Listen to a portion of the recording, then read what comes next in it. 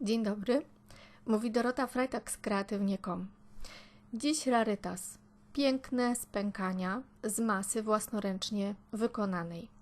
Jest to masa powstała na bazie PowerTexu, produkt Easy 3D Flex.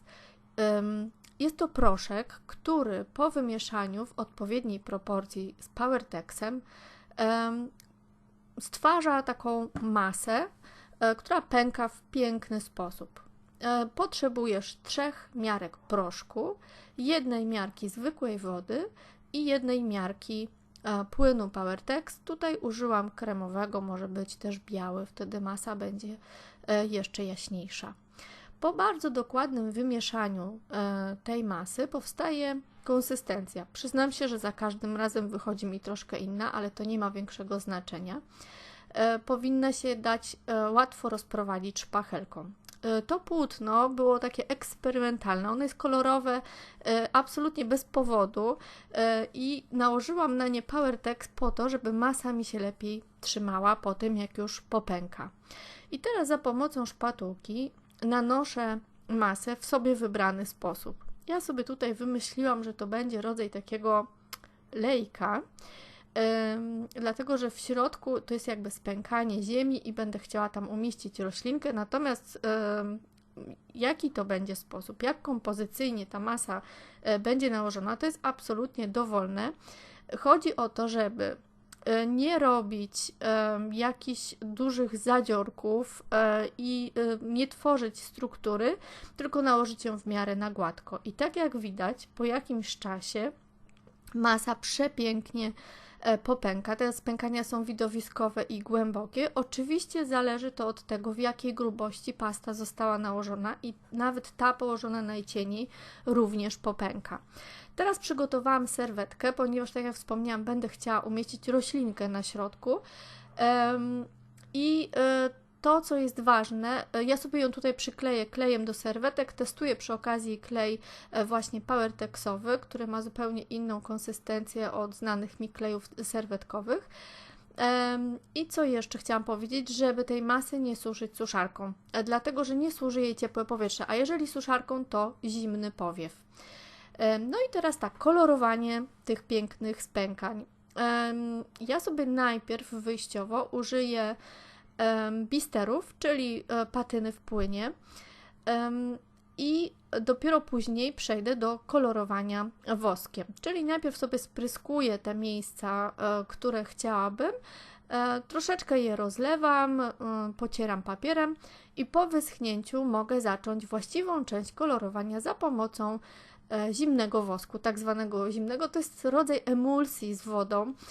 Pędzle po tym wosku można myć swobodnie w wodzie, dlatego można pracować za pomocą i pędzli, i za pomocą palców, a ten wosk, przez to, że jest śliski i taki tłusty, powoduje, że nanoszenie pigmentów jest bardzo przyjemne. Pracuję tutaj za pomocą pigmentów, to jest farba w proszku. Natomiast jeśli nie dysponowałabym tymi pigmentami, to ten wosk można zabarwić na wiele innych sposobów, chociażby farbami kredowymi, mineralnymi. Nie próbowałam jeszcze akrylami, ale spróbuję jeszcze dojść do tego rodzaju testów. Czyli wosk sobie barwię pigmentem i palcem, najprościej, bo wtedy jest wyczucie właśnie ilości tego koloru, rozcieram. Trzeba się przyzwyczaić do tego, że wyjściowa wersja tego kolorowania jest zupełnie inna niż końcowa, dlatego, że na początku nanoszę tego pigmentu za dużo. Nanoszę za dużo, staram się go też troszeczkę w te spękania jakby tam wetrzeć i dopiero po pewnym czasie biorę chusteczkę, mokrą chusteczkę taką jak dla dzieci i taką mokrą chusteczką zdejmuję nadmiar właśnie tej pigmentacji, tak żeby jeszcze uwydatnić strukturę, którą wcześniej utworzył wosk. I wtedy dopiero ta właściwa koloryzacja jakby wychodzi z tego obrazka, który wcześniej stworzyłam i robi się troszkę bardziej subtelna. Czyli w tych miejscach, w których chciałabym naciskam bardziej lub mniej, tą chusteczkę można zmienić, tak żeby po prostu ten obrazek był jaśniejszy. Natomiast na samym końcu to jest zabieg, którego nauczyłam się na ostatnim warsztacie, absolutna eureka, po prostu odkrycie całego warsztatu, bielenie za pomocą wałeczka. Nanoszę po prostu farbę mineralną na wałeczek i taką bardzo cienką warstwą, która jest właściwie taką pudrującą, całość jeszcze patynuję na biało i to powoduje, że no właśnie, ta cała moja kompozycja nabiera subtelności, ta struktura staje się delikatniejsza i nawet jeżeli wcześniej ta koloryzacja wyszła mi troszkę za mocno i nie zdołałam jej wytrzeć, to właśnie to patynowanie podkreśla jeszcze dodatkowo wszystkie wystające elementy struktury. Także ja jestem w tym efekcie po prostu zakochana i od tej pory wszystkie reliefy będę traktować wałeczkiem, bo no jest to efekt nie do podrobienia. Płaskim pędzlem, przecierkami jest to nie do zrobienia.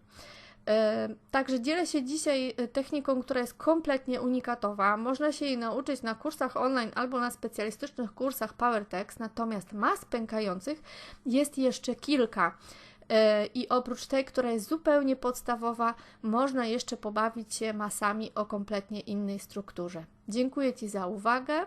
Koniecznie popraw mi humor, zostawiając kilka słów od siebie.